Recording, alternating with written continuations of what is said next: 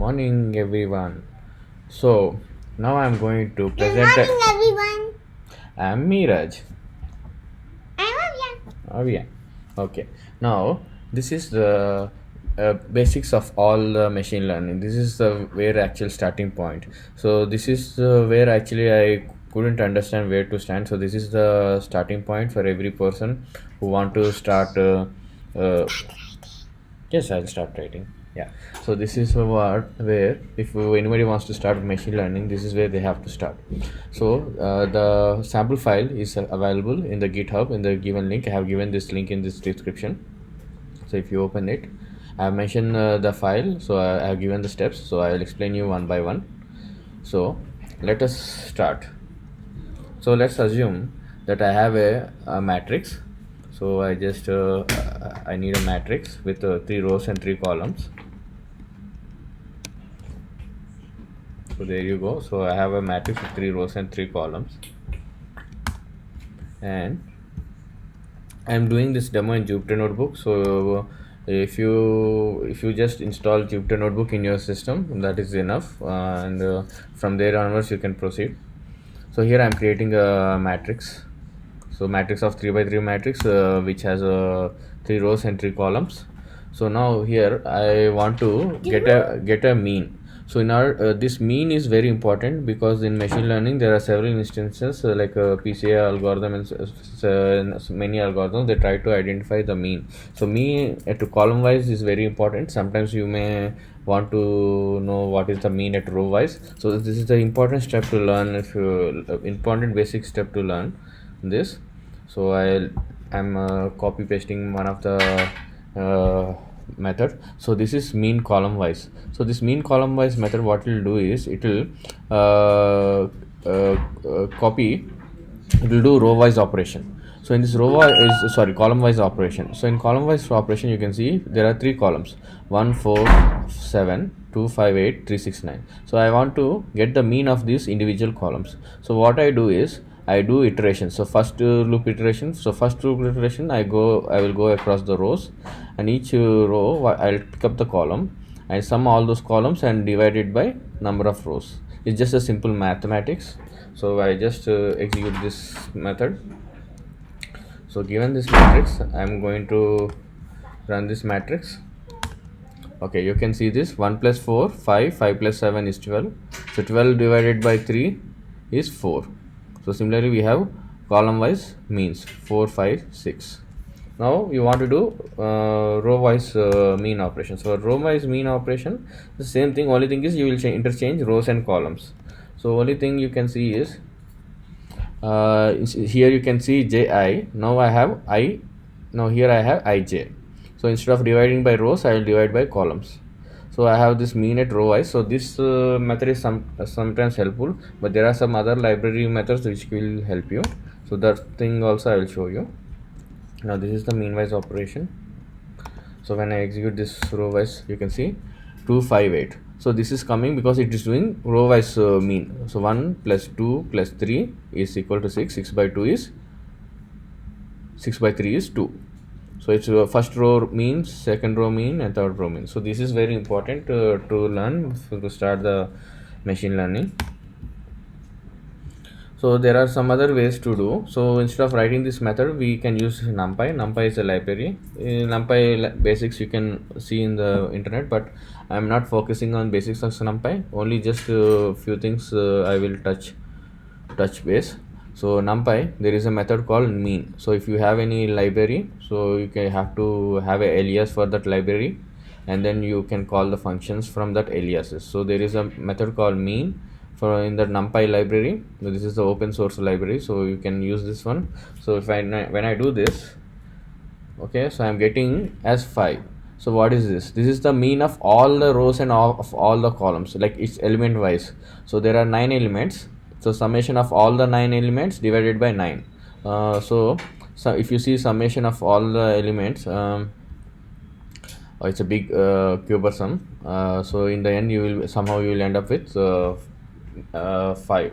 So this 5 is the mean of all the elements, row wise, column wise. So you add everything and divide it by 5. So if you add everything, this should be 45. So 45 by 9 is 5. So if you want to have a column wise means something like this.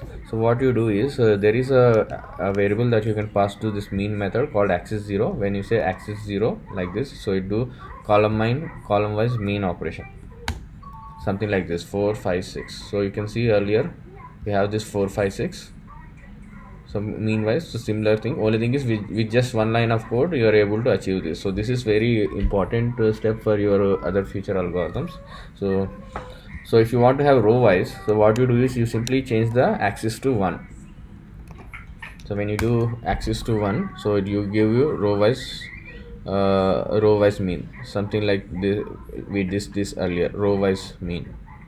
Now after this we need to do important thing. For every data size problem, it's very important to plot the graphs, otherwise it will be difficult to proceed. So what I did is I use this Matlab plot. So what this matplotlib plot is, a library from Matlab is which we can use it, and then I'm plotting with this Matlab scatter method. Now here you can see I'm using this array. So why I'm using this array is because I need to slice it like this. Let me explain in much detail. So first let me explain why this is needed. So we already have a matrix. Okay, let me print matrix. So this is a matrix. So in this matrix is just a simple plain Python matrix of array, or you can say list of list. But now you need to slice the matrix a row column wise. So what is the first column? 1 4 7. What is the second column? 2 5 8. So in order to do this slicing operation, it will be difficult using a Python list of lists. So we use a library called array. So Numpy array is very simple. So what you can do is let's say you want to create an array, Numpy array. So what you can do is simply call array and pass on the list of list, which is math. Okay, and let's see how it look like. Yeah, when you do this, see this particular array is converted into Numpy array, where we can perform further operations like this. Like for example, I want to get the first column only, so I copy this. Okay, so if I, instead of this, if I do this, you can see 147. So 147 is the first column. Okay, 1 4 7. Now if I want to have the second column, I simply go with 1. I will slice like this. So I ignore, so I take all the rows, slicing from the second row. This is index of the second row. 1 is the index of second row. So when I do this, 2 5 8. So what I did is I wanted to plot in XY graph. So XY graph is 2 dimensions, but we have taken 3 by 3 matrix. So this is 3 by 3 matrix. But if you want to plot something like x and y, you consider the first column as x, second column as y, and you can plot that in scatter plot. So here you can see I did certain slicing here. So this first column is my x values and second column is y values. So if you see here, the 1 comma 4, so x value is 1, and